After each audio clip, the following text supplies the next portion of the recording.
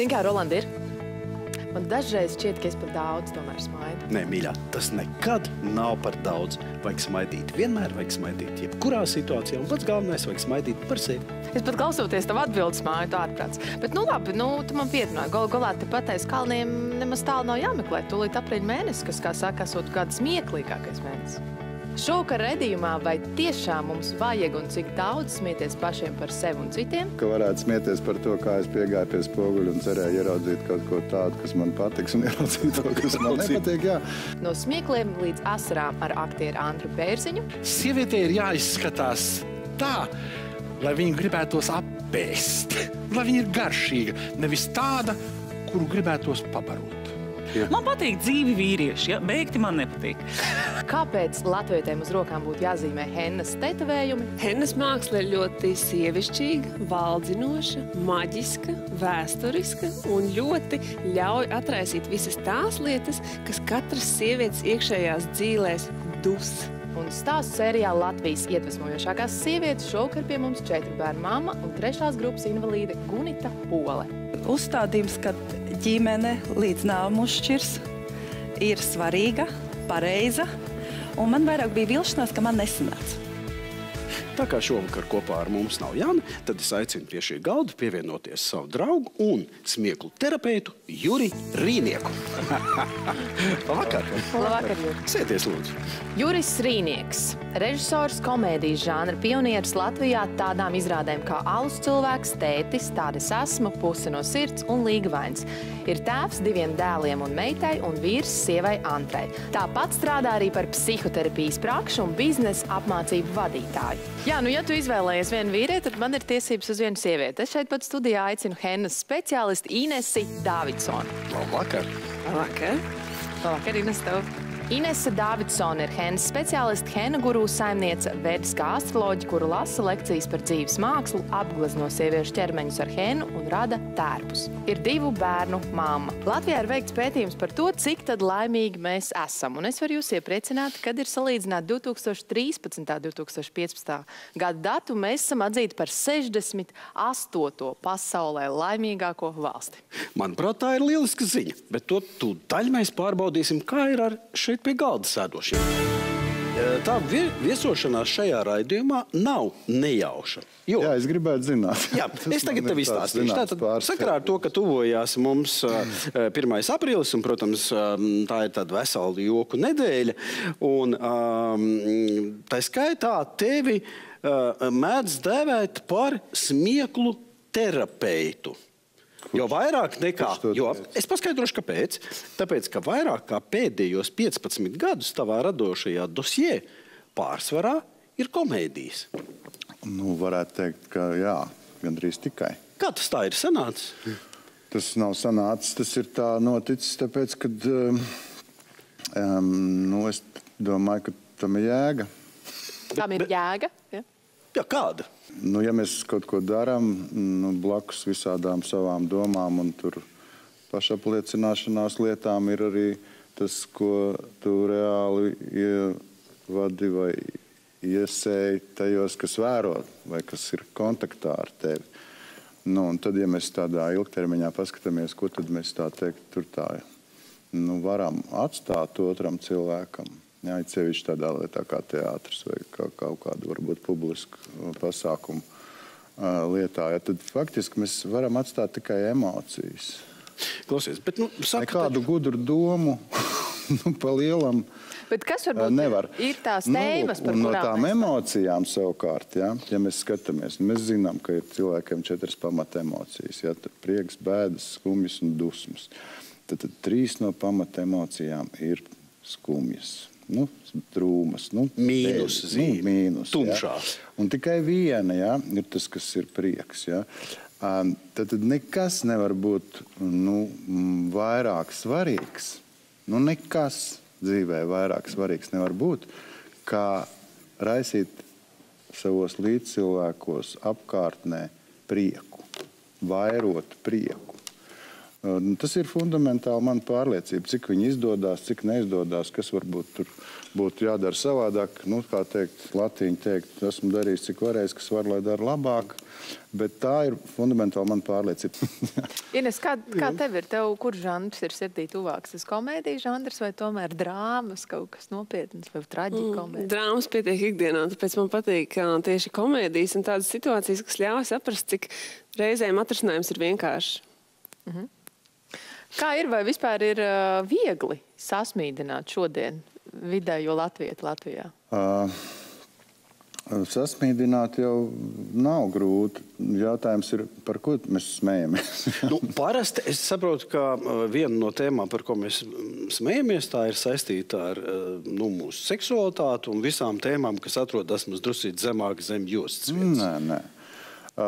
Vissmieklīgākais ir tā saucamās spontānās situācijas.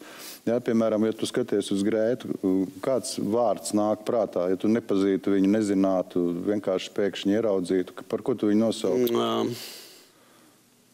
Grēta? Nē, tu nezini. Grēta. Grēta Bēta.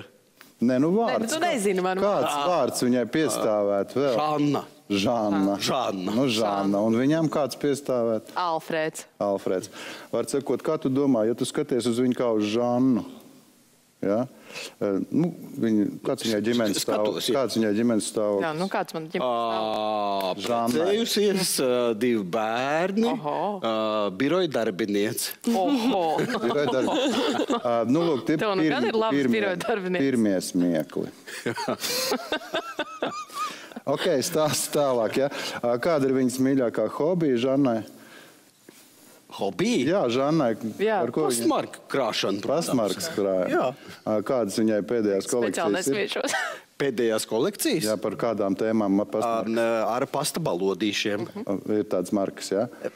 Lielākas, mazākas? Lielas, viņai patīk lielas markas. Jā, kā tu domā, attiecībās ar vīriešiem viņi ir kādi kaislīgi vai vienkārši tādi? Viņa attiecībās ar vīriešiem dara tieši tāpatās kā ar markām.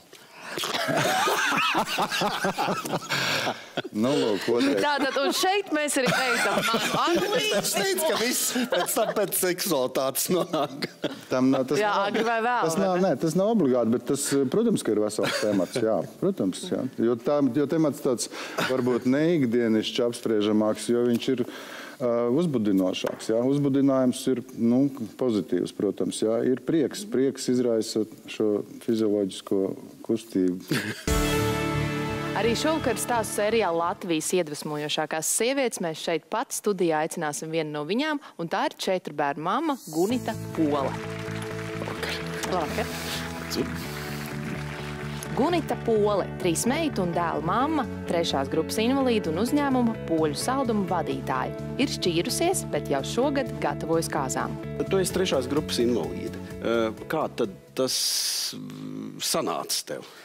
Sanāca man tā ir Dieva griba, diemžēl. Piedzimis vesels bērns, un 2 gados pēc tāda gala slēdziena ir miodisplāzija, labās kājas pareizi, ko tajā laikā padomu gados neatzina, jo visi skaitījās tā kā vakcinēti, un teica, ka tā nevar būt. Bet es esmu piemērs, es esmu. Man ir vājā formā, labās kājas pareizi, bet, Un neskatoties uz visu, 4 bērni, uzņēmēja darbība, labdarība, noteikti vēl kaut kādas lietas, kas nav pieminētas. Saistībā ar sevi ceļošana un teātris un kora mūzika. Vai es pareizi saprotu, ka tas praktiski tev netraucē? Tas, es jau tā kā teicu, man ir vājā formā šis te trūkums. Bet, traucē, protams, ka traucē tādā ziņā, ka daudz ko es nespēju to, ko spēju veseli cilvēki. Tāpat tās ekskursijas es noteikti neizvēlēšos, kur ļoti kalnā jākāp, lai gan pagājušo vasaru mēs bijām Slovākijā, un visus tatrus es izkāpu, un viss ir kārtībā. Bet, ir, savi ierobežojumi ir, ko daudz ko nevar. Īstāst par labdarību, ko tu veici? Labdarība nav tāda apzināta, tas vienkārši, kā es saku, nāk situācijas, un es viņām paļaujos. Un šī te labdarība, tā ir sieviete, kur es saucu par auģu mammu, jeb kā savu garīgo mammu, kur vienkārši viņa ir manas mammas vecumā, bet mums ir garīgā vienota saite, saprašana, vienotas lietas, ezotērika, kas mums patīk un tā tālāk. Un dzīve ir piespēlējusi tā, kad ir apgriezta situācija. Reiz es gāju kā studenta auklēt bērnu, invalīdu, 5-gadīgu, bet sanāca vairāk saruna ar mammu un palīdzēt viņai tajā grūtajā brīdī, kad bija šis bērns invalīds, kurš bija nesājams uz rokām un tā tālāk. Un toreiz viņai bija naudiņa, viņa algoja mani. Šobrīd ir apgrieztā situācija. Es caur vīra ideju esmu nonākusi uzņēmēju darbībā, man ir šis te finansējums, un viņai savukārt nav. Un labdarība vairāk sākās ar to, kad dzīvē sanāca tā, ka viņai viss reizē sabruka. Viņai kanalizācija nojuka, viņai nojuka veļas mašīna, viņa ar rokām mazgāja veļu. Tā, ka es runāju ar viņu pa telefonu, viņa saka, es nevaru, man rokas tirpst. Un tad es viņai piedāvāju, es te uztaisīšu, sataisīšu virtuves, ievilkšu iekšā toleti, jo viņai bija tāda augstā toleti, it kā telpās, bet no augstā, sausā. Viņa atteicās. Un tad kaut kā sanāca tajā gadā, kad viņai bija 50, saslēdzās kaut kādi vai mani vārdi, pareizi nostrādāja, ka es viņai atkal šo te piedāvāju, es teicu, nu es varu noziedot baznīcai. Bet ja tu aizies baznīcai lūgt remontēt virtuvi, jo tev ir invalīds bērns, tu nedabūsi šo te ziedojumu. Un tas laikam tā kaut kā sanāca, viss pareizi nostrādāja, un es viņai uztaisīju šo te remontu. Tad jau viņi jau tur jau avīzēs sarakstīja visu, ko un tā kā novērtēja un viss. Un šobrīd bija tā, ka tas bērns ir izaudzis ļoti gudrs.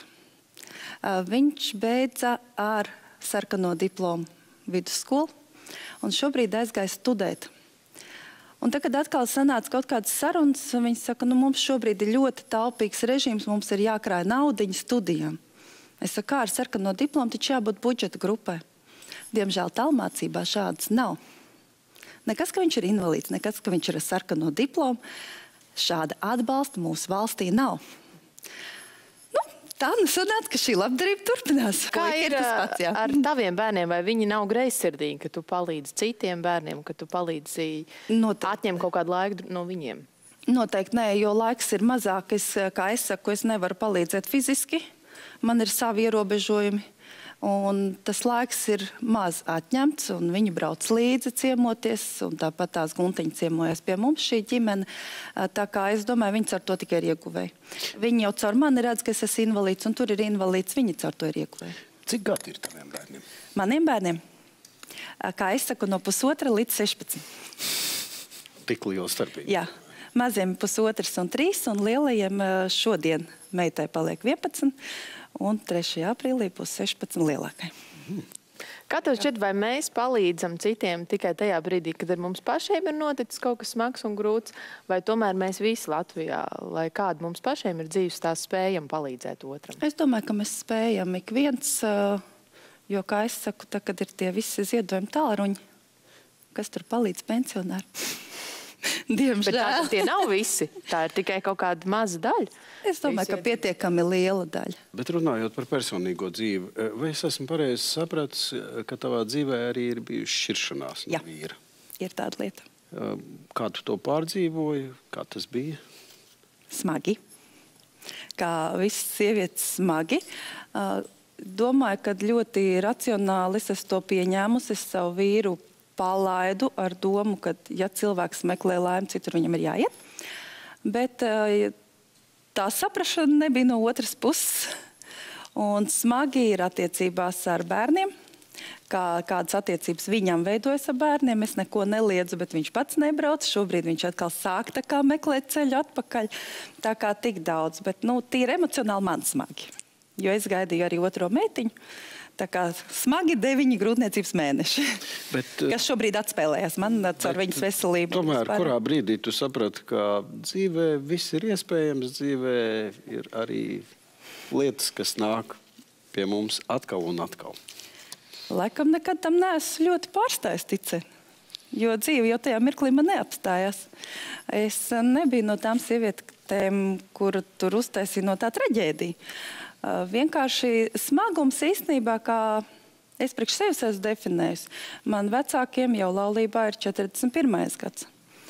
Un šī te uzstādījums, kad ģimene līdz nāvam uzšķirs, ir svarīga, pareiza, un man vairāk bija vilšanās, ka man nesanāca. Tas bija vairāk tas smagākais moments. Man nesanāca. Bet tu vēl šodien tici, ka tas ir iespējams mūsdienu apstākļos, ka tas ir iespējams nodzīvot ar vienu cilvēku līdz nāve mūs šķiras? Skatoties uz saviem vecākiem, un mums rados jaunākā paudze, tikai, diemžēl, šķirās, vecākā ne. Jo jaunākā laikam šim laikmetam pakļaujās. Es ticu. Svārstīgi bija šie gadi, kad es dzīvoju viena. Un tagad man pat ir draugs, un ļoti arī 5 gadus jau dzīvojam kopā. Un es arī esmu svārstījusies par un pret oficiālām attiecībām. Tad šobrīd ir par. Un šogad ir gaidāms kāzas. Oho, mēs varam apsveikt. Paliksim pie vērtībām, ka ģimene ir vērtība. Jā. Jā, raidījuma sākumā mēs runājām par to, ka Latvija kaut kādā vietā tomēr ierindojas tev laimīgāko valstu topā. Kā ir ar tevi? Kas tev ir vajadzīgs pilnīgai laimei? Pilnīgai laimei ir noteikti harmonija ģimene.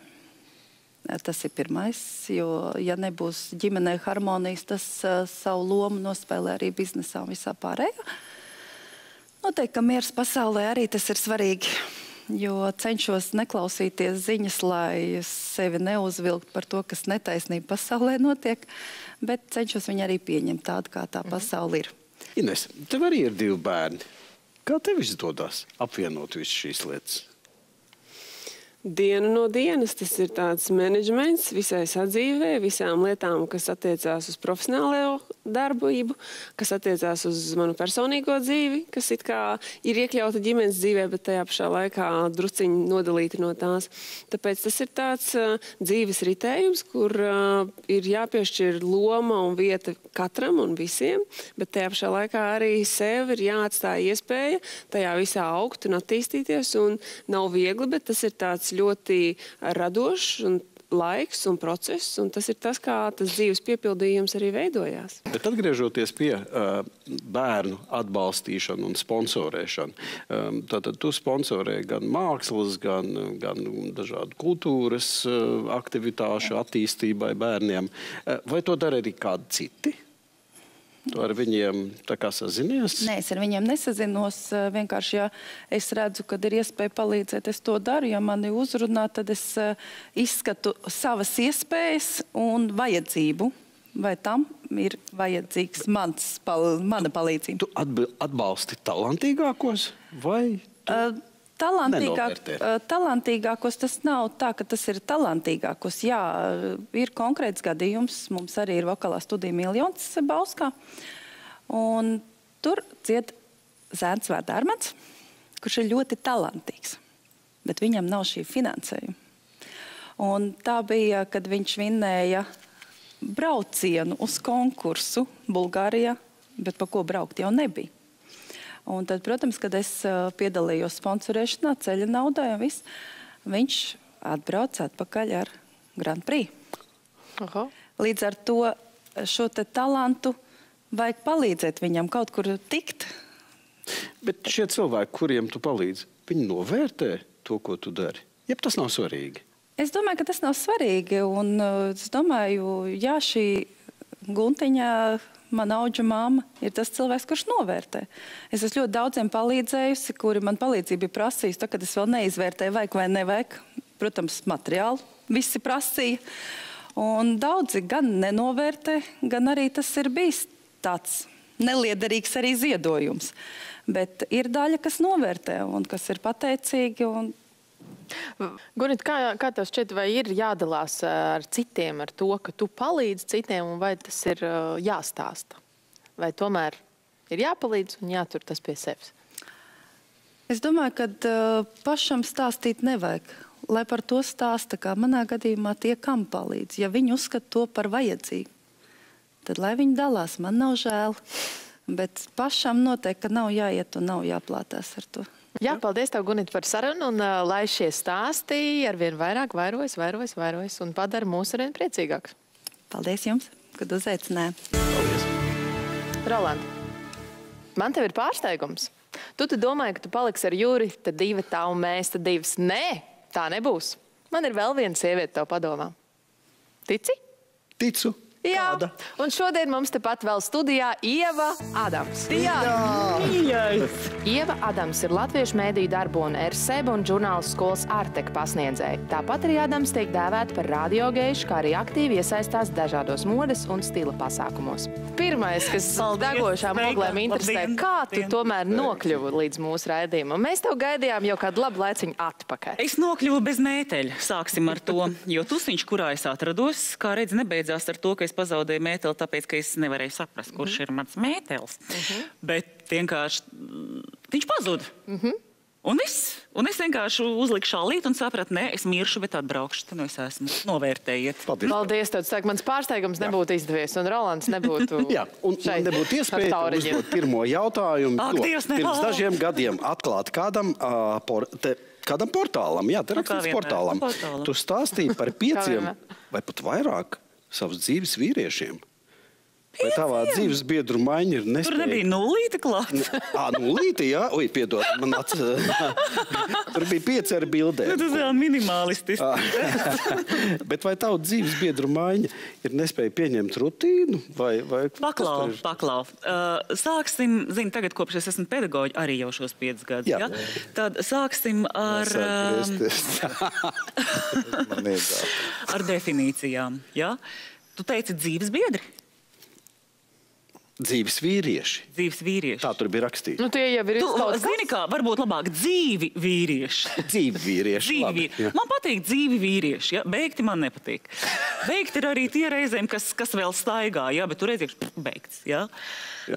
Bet dzīves vīrieši man nav bijuši. Man ir dzīves biedrs šobrīd, un viņš ir viss, un Tev pašai nav pārsteigums. Man nav, es jūtos sasodīt pelnījuši šo pasākumu, un šie te laicīgie pavadoņi, lūk, tā to varētu saukt, laicīgie pavadoņi, ja? Laicīgie. Jā, viņi visi man ir veduši pie tā, kas man ir šobrīd. Bet kā tu tiec galā ar to rutīnu šodien? Nu, tu esi 5 gadus kopā ar to savu pavadoņu. Kur tu to rutīnu kaut kā uzsprišini? Nekur. Es cenšos viņu pieņemt. Tad tu esi rutīnā? Jā. Nu, vismaz tu šodien pazaudēji mēteli. Tas vismaz bija kaut kā tāds. Ienes kaut kādu negaidītu elementu. Tā arī ir rutīna. Priekš tevis. Nu, tā gan. Pilnīgi rutīna, jā. Bet īstenībā braucot uz šajien un saprotot, ka atkal būs sasodīts jārunā par šīm sieviešu tēmām, un man patiešām ir rutīna. Un tu zini ko? Man ir viss tā kā jums. Jā? Nevis mums, bet jums. Ja? Okay. Un līdz ar to es saprotu, ka, nu, un ko man slēpt?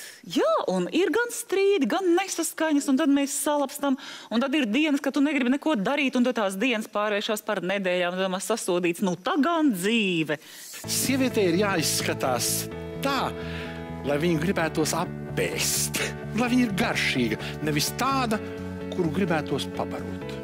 Ines, ja nebūtu vīrieši. Man liekas, sievietes noēst vienu otru. Nav vīrieši, bet tad, kad ir vīrietis, tad ir voši tik daudz problēmu. Ar jums jau tas nekad nenotiek, ja? Bet mēs sievietes domājam uzreiz dzīve beigusies. Ar jums jau tas nekad nenotiek, ja? Bet mēs sievietes domājam uzreiz dzīve beigusies. Sievietei ir jāizskatās tā, lai viņu gribētos apēst, lai viņa ir garšīga, nevis tāda, kuru gribētos pabarot. Ines, ja nebūtu vīrieši. Man liekas, sievietes noēst vienu otru. Nav vīrieši, bet tad, kad ir vīrietis, tad ir voši tik daudz problēmu. Kā jums ir ar rutīnām? Esat ieslīguši tajās rutīnās? Kas ir rutīna? Rutīna, ka visu laiku viens pats atkārtojas. Lūk, kas ir rutīna. Normāla ģimenes dzīve, jā. Tu varbūt par to arī parunā. Tieši tā. Jūr, tad kā tu esi normālajā dzīvē vai ugunīgi kaislīgajā? Tas viss ir normāli. Ko nozīmē rutīna? Pagaid, nu rutīna. Cik gadus tu esi precējies? Nu jau pie 25. Nu, protams, ka viņam ir rutīna. Vecīt. Skaidrs. Jūs tam blēņas runājat. Nē, tas jau ir Vārdu es ieradums. vispār nesaprotu. Man nekad tāda vārda vai kaut kas tam līdzīgs nav bijis saistībā ar ģimenes dzīvi, tāpēc man liekas tā diezgan šaubīgi tas, ko jūs stāstat.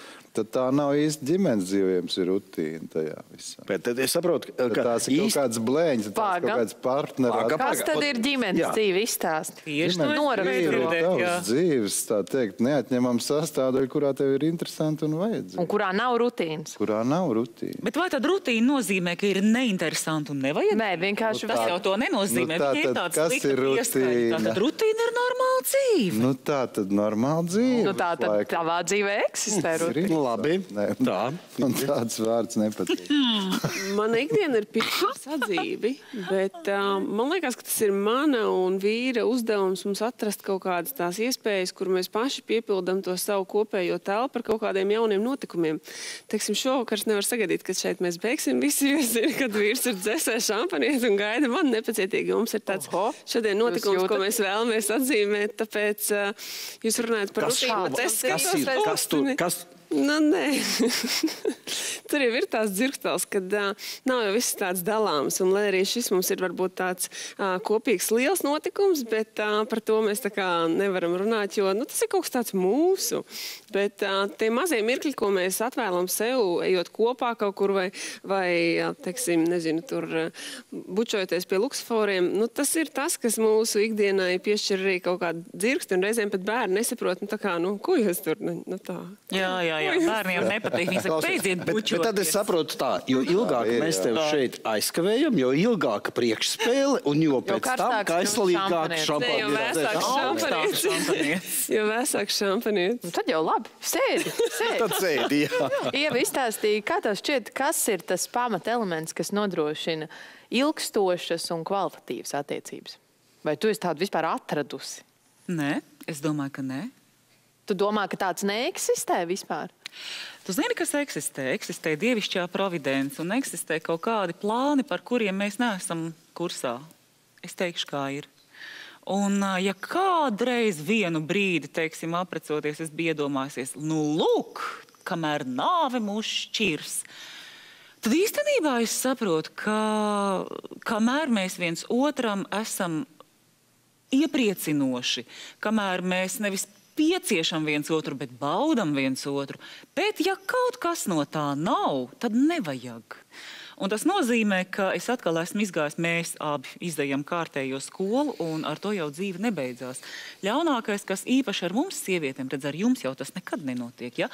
Bet mēs sievietes domājam uzreiz, dzīve beigusies. Viss. Viņiem ir patiesībā vēl trakāk. Bet vīriešiem arī dzīve. Ātri sākās gribētu atkal, jā? vienkārši atgriezt jūs pie zemes, jā. Griez. Neteikšu, kuriem laikiem, jā. Paskiet, kur būtne ir emocionālāk, vīrietis vai sieviete? Abi, tikai daži to... Vīrietis vienkārši slēpj to labāk. Dažādi to vīrieši. Pasakiet, lūdzu, viena no emocionālākām mākslām ir mūzika. Pasakiet, cik ir sieviešu komponisti? Čaikovskis bija gejs. Tas neskaitās. Mēs runājam par būtību. Tā tad nevajag runāt par niekiem. Vīrieši ir visemocionālākās būtnes starp visām būtnēm, kuras mēs pieminam šodien. Es to jāpraudāšos. Emocionāli. Jā. Es domāju, ka tagad ir pienācis īstais brīdis, ka mums vajag vēl vienu vīrieti. Vēl vienu vīrieti, lai tiktu galā ar šo problēmu. Lai arī tikai pēc dažām dienām būs 1. aprīlis, tas neliedz mums jau šodien tā viegli un ar smaidu aicināt studijā nopietnāko Latvijas dziedošo aktieri Andri Bērziņu. Paldies! Ļoti nopietnas ienācums. Andris Bērziņš, aktieris un dziedātājs, kurš tēlojas gan daudzās teātra izrādēs, gan arī kinofilmās un TV seriālos. Kopā ar aktieriem Ivaru Kalniņu, Jāni Paukštelo un Varu Vētru nodibinājis ansamblu Mūžīgais unisons. Precējies ar mākslinieci Inesi Gūtmani, ir meita aktrise Marija Bērziņa. Es zinu, ka pagājušā gada rudenī tu esi atkal kļuvis par vīru. Oho, apsveicam! Paldies visiem! Paldies draugiem, radiem, paziņām. Visiem, kas bija klāt šajā svinīgajā mirklī. Kaut gan neviens nebija. Izstāsti, kāpēc tev bija svarīgi apprecēties? Jo daudz to pat nedara 25 gados satiekot savu pirmo mūžīgo. Tāpēc, ka viss šeit pasaulē ir mainījies. Es esmu vecmodīgs, es esmu senīls puika jau. Man ir vecās vērtības vēl, padomu laika stabilās. Jo es ticēju, ka 70. gadā es dzīvošu komunismā. Tā kā man to atņēma, tad es sapratu, ka var paļauties tikai uz sevi. Klausies, bet tu arī esi teicis, Andri, tu esi teicis, ja tu neesi jauns, skaists, varošs un bagāts, tad tu esi sūds. Es citēju tevi. Es teicu ļoti nesen, ja? Jā, es citēju tevi. Jā, kāpēc tik depresīvs noskaņot? Tas nav depresīvi. Bet tā ir? Es vienkārši esmu reāls džeks, es normāli fiksēju, kas notiek. Un kā tu jūties šajā, kāds tu esi statusā? Man nepatīk rietumu demokrātija, tā saucamā. Jo rietumu demokrātija drīz dabūs tā iekšā, ka jūs to iedomāties nevarat. Labi, bet tad tu nekad nejūties kā sūds? Kā? Kā sūds? Es reizēm jūtos, protams, ja te jautāju par to, kas man, teiksim, ir iznesis cauri. Man visvairāk, kopš es esmu pensionāri kārtā, iznesis cauri mūsu valsts. Pagaid, Andri, tu esi pensionāri? Yes! Jau sen jau. Kur tad? Tu esi pensionāri. Ne, pusotru. Pagaid, tas nozīmē, tu neko nedari? Tu sēdi mājās, skaties televizoru? Ja es neko nedarītu, es būtu miris no tās pensijas, ko man pasniedz. Izstāsti, ar ko tu šobrīd nodarbojies? Tā es vienkārši esmu brīvs, un tāpēc man daudz tādi raidījumi, kuri nevar rēķināties, teiksim, ar normāliem aktieriem, kuri strādā, aicina manis. Tāpēc, ka es vienmēr varu atvilkties. No, bet paklausies, kas vainas ir pusmūža vīrietim ar daudz maz normāliem vidējiem Latvijas ienākumiem, puslīdz simpatiskam. Tu dzirdēji? Kāds tu arī esi? Tev pat ir pat mati saglabājušies, mīļais. Es neesmu pensionārs, bet man viņi nav. Tu saproti. Kas vainas dzīvot? Kas vainas dzīvot? Nē, nav nekādas vainas, mīļais. Ir tikai reāli jāsaprot, kas notiek un kur notiek un kāpēc notiek. Un tāpēc es esmu tāds, es esmu optimistiskais pesimists. Ir tāda kategorija arī dzen šodien. Tāpēc, ka man ir daudz laika un es daudz skatos, es šo to palasu, es arī skatos daudz televīziju, man ir baigi daudz programmas. Un kad viņas paspaida šitā, tad baigi daudz informācijas sanāk. Sieviešu raidījums un sieviešu televīzija, ja? Jūtās mazliet tā kā apmulsus no taviem izteikumiem. Kura? Tu to komentē kā vīrietis? Jā, man ir ļoti daudz sieviešu formā. Un tas tēmas, vīriešu televīzija, mēs esam pilnīgi citās tēmās. Kādas sievietes tev patīk? Man patīk faktiski... Nav neglīti sieviešu, Andri. Nē, tu beidz šitos vecos jokus. Pagaid, es jau tev Andrim jautāju, kādas sievietes humora terapeitu? Jā. Šito te, nezinu. Tas skulptūra, kas stāv šitā te, nestāsti vecas anekdotas, te ir aizbāzt tāda zīmīta. Bet vajag stāstīt. Ar sievietēm ir tā, uz sievietēm mums ir jāpaļaujas, tāpēc, ka es domāju, ka tiešām man ir tāda ziņa, kad 2032. gadā iestāsies matriarchāts, ar ko es jūs dāmas apsveicu arī. Pagaid, vai tad Latvijā jau nav matriarchāts? Es tieši to gribēju jautāt. Tas tika oficiāli pasludināts, nebūs ne kapitālisms, ne sociālisms. Tu ar ezotērismu matriarchāts. No austrumu puses tas nāk? Oi, nē. Tas nāk, nē, tu tas baigais mišungs. Sievietes vienkārši paņems to varu, vienkārši tāpēc, ka mēs jau būsim... Kur viņas liks? Jūs visi būsiet mežā, vai ne? Mēs jau būsim mežā. Kungi. Sievietes vienkārši būs spiest paņemt. Viņas paliks pilsā. Jā. Kungi. Tad viņas mūs aicinās ārā no meža. Nē. Andri, kārtībā. Roland, es tev varu atbildēt uz jautājumu. Viņam nepatīk sievietes. Viņam patīk būt brīvnieks. Nenormāli. Tā ir vienkārši tāda kaislība. Sprādziens. Sievietes sastāv no šādām detaļām. No dibena, kuram jābūt pietiekami lielam un apetītlīgam. Pupi nav mazsvarīgi. Seja, protams, bet to jau mēs zinām, ka seju var pielabot visādās veidos. Mati gari vēlams būt, jā. Bet kādā ziņā man patīk tas teiciens. Sievietei ir jāizskatās tā, lai viņu gribētos apēst, lai viņa ir garšīga, nevis tāda, kuru gribētos pabarot. Ja mēs nopietni runājam, vai tev šķiet, ka vecums maina mīlestību? Ja tu tagad atskaties... Vecums maina mīlestību? Protams, maina. Kas ir tās lietas, kas mainās? Redz uz vecumu. Viņš tev parādīt, ja? Redzi. Es nezinu, vai es to gribu redzēt. Skaties. Tāpēc vajag to, ko Man ir ķermenis, ja? Man ir ķermenis. Tā. Jaunībā. Dzirda. Mīlestība sākas no kurienes? Mīlestība sākas no pirmās čakras, un tad tikai iet uz augšu, ja? Un par kaut ko pārvēršas, ja? Un vecumā, redzi, tad tā mīlestība jau no šejienes ir lēnām uznākusi augšā, un jau ir apstājusies kaut kur šai rajonā, ja? Un no šīs savas čakras pēdējās, tad atbilstoši es arī vērtēju sievietes, un pret viņām atbilstoši attiecos, un mēs mēģinām kaut kā savā starpā sadzīvot. Ir starpības starp šo. Ļoti liela, milzīga. Man prieks, ka tu esi nonācis līdz tai augšai. Vai dievi? Ja nebūtu sievietes. Tad arī mans nebūtu. Andri, ja nebūtu sievietes. Nu, beidz.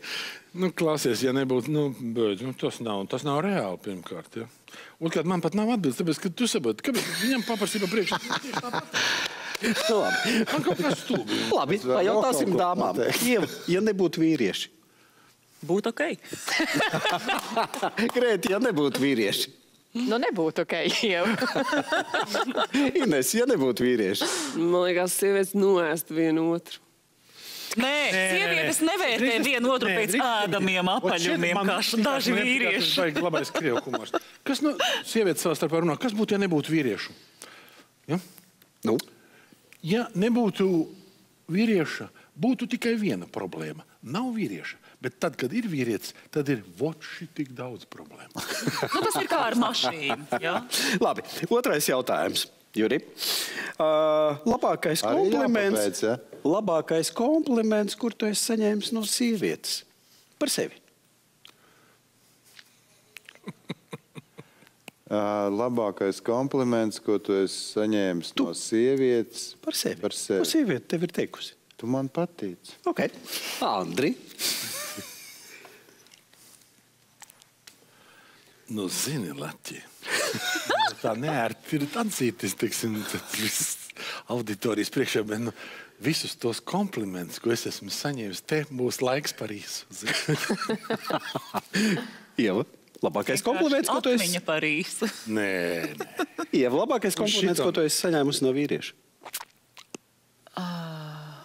Nu, faktiski jāsaka, tas pats pārāk daudz, bet tur bija daži... Daži labi bija.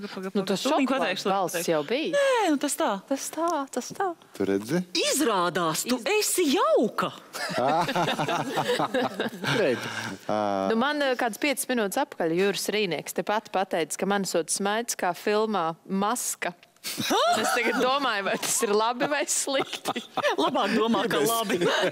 Ines. Man visvaldzinošākie šķiet tādi iekārs komplimenti. Aha. Nu, piemēram. Tos, kurš čukst ausī. Dievuško vas такие глаза. Nē, nu tas ir principā ar tuvākajiem saistīts drīzāk, bet tie ir tādi, nu, patiesībā vienkāršs teikums, es tevi gribu. Jā. Jā. Tas nav kompliments, tas ir aicinājums uz darbu. Tas ir novērtējums. Roland, mēs arī tev kaut ko pajautāsim. Labi. Roland, jā, es tev gribu pajautāt. Jā. Man nāk par sevi smiekli tad, kad? Es skatos uz sevi spogulī. Tiešām. Nu, ja man būtu tāda iespēja, es visu darītu savādāk. Protams. Ar savu rokas pieskārienu es jums pateikšu, kas jums dzīvē draud. Klausies, bet vai ir tādas zīmes, ko sieviete uzzīmē un uzreiz garantēta, ka tas strādās, viņa aizies uz rantiņu, vīrietis viņu iekāros? Vai staigā pliks pa māju?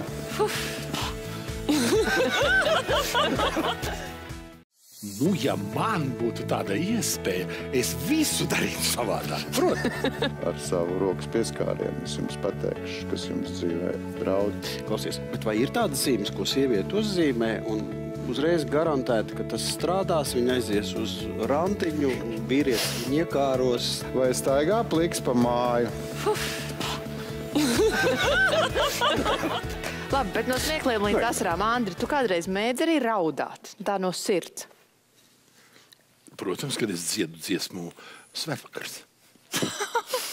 Bet tas jau ir tāds piespēlēts. Es to regulāri, es trenēju. Es nedrīkst izlaist nevienu brīdi, ja? ka man palūdz, man jābūt vienmēr gatavam. Nu, jā, tāpēc tu gribi iet mežā. Nē. Kad es redzu, man kā es uznāk baigā lielā skumja, bet man nav tāda globālā, tāda vispasaules skumja par to, kad, nu, tas tās cilvēkiem, sevišķi tādiem, nu, mazliet bezatbildīgiem tipāžiem, kā es, reizēm tieši uznāk tieši tā. Racionāliem cilvēkiem neuznāk tāda, bet emocionāliem cilvēkiem, kāds es arī, diemžēl, laikam esmu, uznāk, nu, reizēm tādu nevis tā nav depresija, bet tāda, nu, baigā skumja. Nu, tad, kad tu redzi to bildi tā kopumā viss, ja, ko sauc par civilizāciju, par mūsu vietu tajā un kas te notic, un tad uznāk baigās. Bet tu tomēr esi cilvēks, kas tā publiski visu laiku... Tā ir inteliģences pazīme, bet par raudāšanu domā. Nē, nu tas, nē. Krieviem atkal ir labs teiciens, bet latviešiem tas nav, ja? Zināšanas izraisa, nu, skori. Skumjas. Nē, to ir Dostojevskis teicis, ka cilvēks... Nē, es tikai saku latviešiem, zinoši un inteliģents, viņš sāk izjust nemotivētas skumjas. Bet, Andri, ja tu tā atskaties uz savu dzīvi tagad apakaļ, un bez tādas ālēšanās, ir kaut kas tāds, ko tu nožēlo savā dzīvē? Ko es nožēloju? Jā, ko tu būtu darījis šodien savādāk?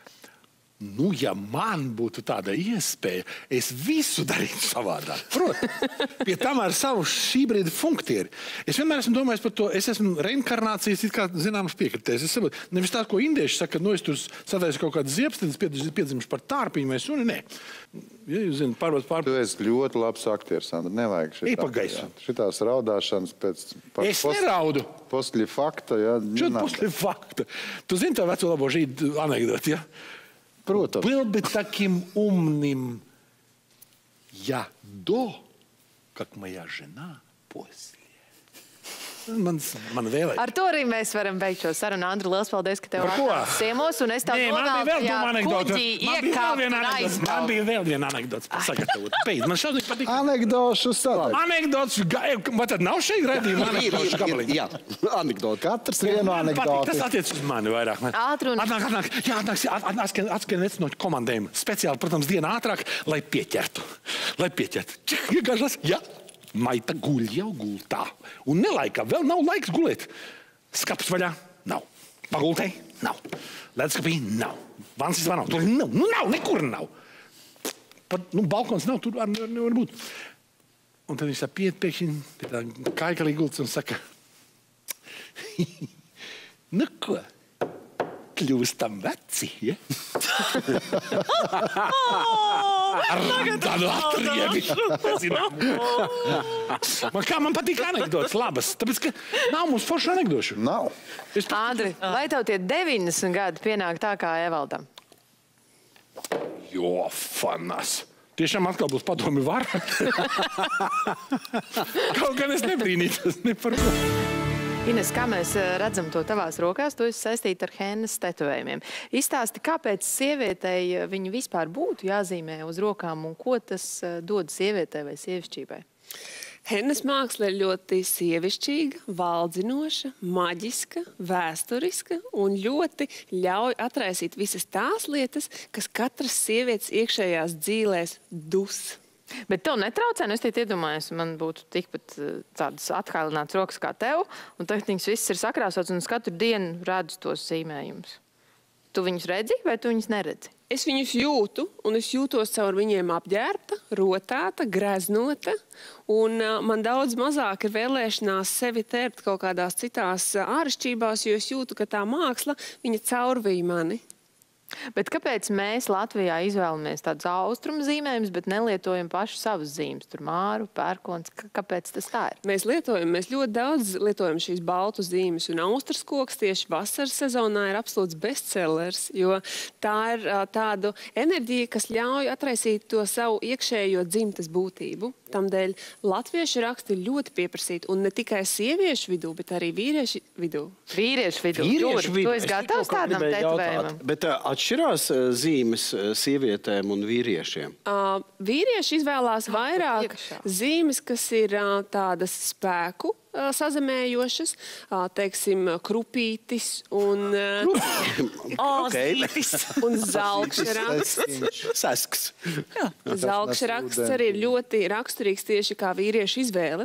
Tāpēc arī dieva zīme izvēlās vīrieši, jo dievs ir tas, kas kūrē tieši visu vīrišķo daļu.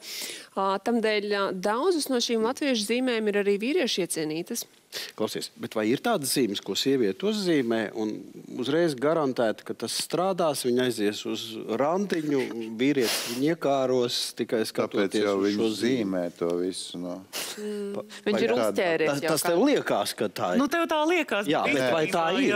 Viss nostrādā vēl pirms scenārija par randiņu, jo kā reiz esmu sakonstruējusi 5 īpašās mandalas, kas ir orientētas uz noteiktu mērķu sasniegšanu. Un viena no šīm mandalām ir tieši mīlestības mandala.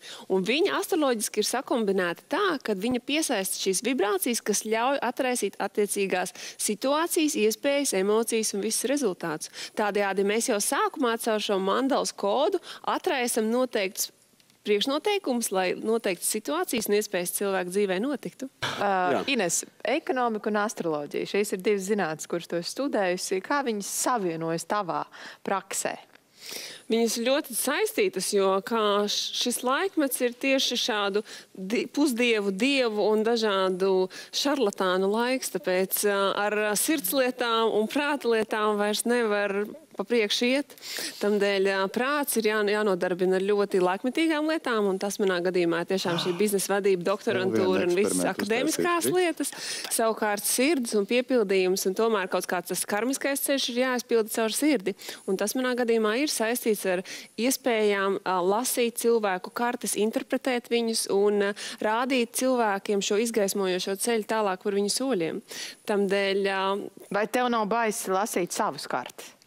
Un kāpēc tev tas vispār būtu vajadzīgs? Tam nav nekāda baisuma iekšā, jo mēs jau tikai saprotam, kādus soļus mēs varam spērt pareizi, lai nekļūdītos un lai mēs darītu savas lietas tajā virzienā, kur mēs gūstam piepildījumu, kur mēs smeļam savu enerģiju un lai mēs neizšķiest savu dzīvi šaubās, kļūdās, nepiepildījumā. Tamdēļ tas ir tāds ļoti apzināts ceļš. Un dzīvojot ģimenē, dzīvojot sabiedrībā, dzīvojot visā šajā ekonomikā, ir ļoti svarīgi sevi pilnveidot, justies līdzsvarā ar visu esošo. Un tamdēļ tādas apzinātas lietas darot, ir ļoti pilnvērtīgi, bagātīgs gan prāts, gan arī sirds. Gandrīz aizritējis vēl viens burvīgs otrdienas vakars. Lieliskā kompānijā. Bet es atgādinu, dāmas, jums televizoru otrā pusē. Vai arī kungi, vai, protams, arī bērni. Ja jūs zinat sievieti, kur neskatoties uz dažādiem dzīves pārbaudījumiem, grūtībām, traģēdijām, ir spējusi piecelties un ar pozitīvu skatu vērsties nākotnē un darboties, protams, tālāk, tad mēs vēlētos šo sievieti aicināt pie mums STV šovā, starp mums runājot.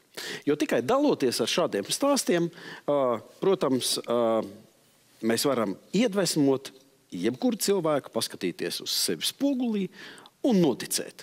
Bet tagad ir laiks beidzot uzspēlēt šo spēli. Tā, tad vai esat izmēģinājuši seksu rotaļlietas?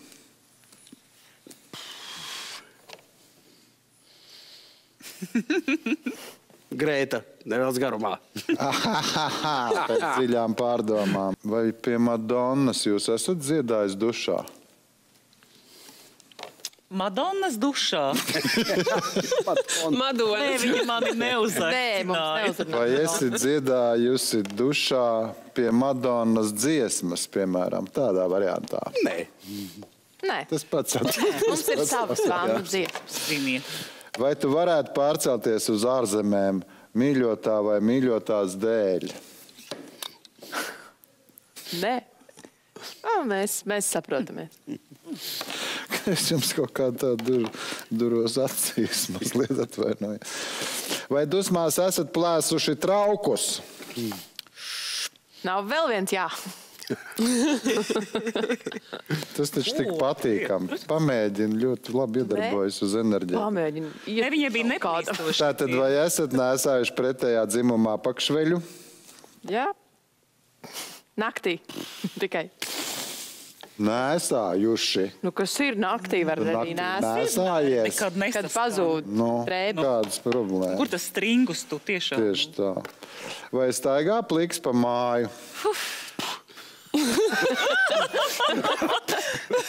Kas par tādu jautājumu? Vai Kas par jautājumu? Nu, protams, ka ne.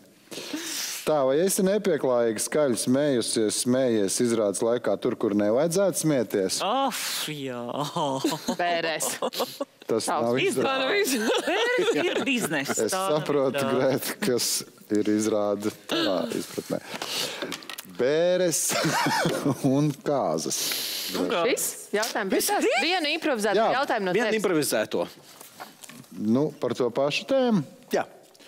Tātad, vai tu, jā, esat likuši pliku kāju, pliku pēdu savam partnerim uz sejas?